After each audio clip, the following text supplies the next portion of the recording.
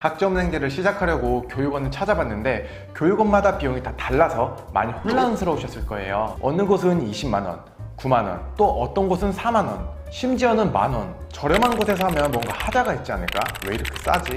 비싼 교육원은 뭔가 좀 더 다른가? 이수하기가 좀 더 쉽나? 저도 여러분처럼 학점은행제 수업을 신청해서 수강을 했던 시기가 있었기 때문에 걱정되는 그 마음을 잘 알아요. 오늘 영상은 왜 교육원마다 비용이 다 다른지, 그리고 저렴한 교육원에서 수업을 들으면 정말 손해인지에 대해서 알려드리려고 합니다. 플래너로 4년 동안 일하면서 알게 된 사실을 토대로 제가 아주 낱낱이 알려드릴게요. 이걸 교육원에서 알게 될까봐 조금 두렵네요. 하지만 여러분이 이 영상을 끝까지 보신다면 합리적인 비용으로 학점은행제를 시작하실 수 있을 거예요. 안녕하세요, 최현우입니다.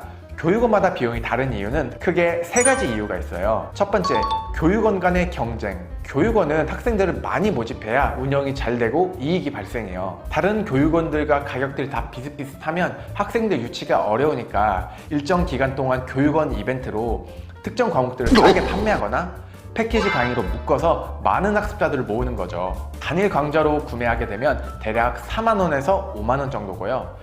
패키지 강의는 자격증 과정에 필요한 과목들을 패키지로 묶어서 구매하게 되면 과목당 2만원에서 3만원으로 할인이 돼서 저렴하게 강의를 신청하실 수가 있어요. 가격적인 부분으로 봤을 때는 정말 메리트가 있죠. 그런데 일정 기간에만 진행이 된다는 점과 특정 과목만 저렴하게 구매할 수 있다는 단점이 있고요. 패키지 강의는 패키지 안에 이수하기 어려운 과목들이 껴있을 수가 있어요. 교육원에 쉬운 과목들만 마감이 되면 어려운 과목들이 많이 남잖아요. 그러면 아무도 어려운 과목 신청을 안 할 테니까 그럴 때는 패키지 강의에 어려운 과목들을 넣어서 남아있는 과목에 균형을 맞추는 거죠.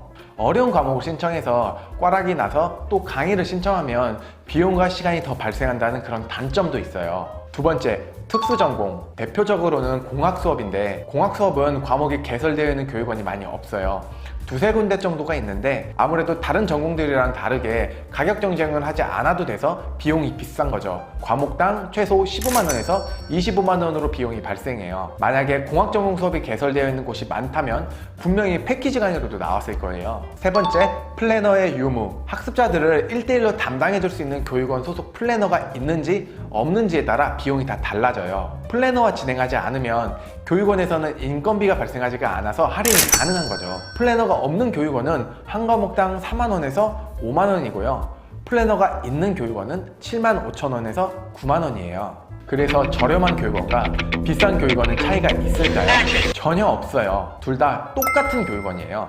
똑같이 한 과목에 3학점이고요. 출석, 과제, 토론, 시험으로 점수를 받는 교육원이에요. 비용이 더 들어가더라도 안전하게 과정을 마무리하려면 플래너가 있는 교육원을 선택하시면 되고요. 비용을 조금이라도 아끼시려면 플래너가 없는 교육원에서 패키지 강의로 신청하시면 저렴하게 진행하실 수가 있는 거죠. 그러면 도대체 플래너가 어떤 일을 하기에 가격이 차이가 나는 건지 플래너의 역할에 대해서 말씀드려 볼게요. 플래너는 학습자가 진행하는 모든 과정을 1대1로 전담해서 도와주는 그런 역할을 합니다. 학습자 등록, 학점 인정 신청, 이런 행정 절차들이 정말 기본적인 거고 실제로 학점은행제를 해본 담당자들도 있어요.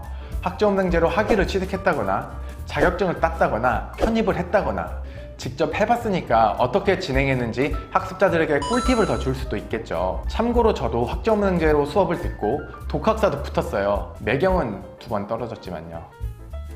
내 일할 줄 알았다. 계속해서 학점은행제 관련된 과정들을 직접 공부하려고 노력 중이에요. 그런데 모두가 다 똑같은 플래너는 아니에요. 일부 무책임한 플래너들이 인식을 흐려놓고 있는데요. 많이 들어보셨을 거예요. 수강 신청 후에 연락이 점점 느려진다거나 잘못된 과정으로 플랜을 설계해놓고 나몰라라 한다거나 이런 피해들을 입지 않으려면 여러 담당자들에게 상담을 받아보시고 결정하는 방법밖에 없어요. 그렇게 상담을 받다 보면 이 사람 되게 꼼꼼하고 전문성이 있네? 라고 느끼는 분을 만날 거예요.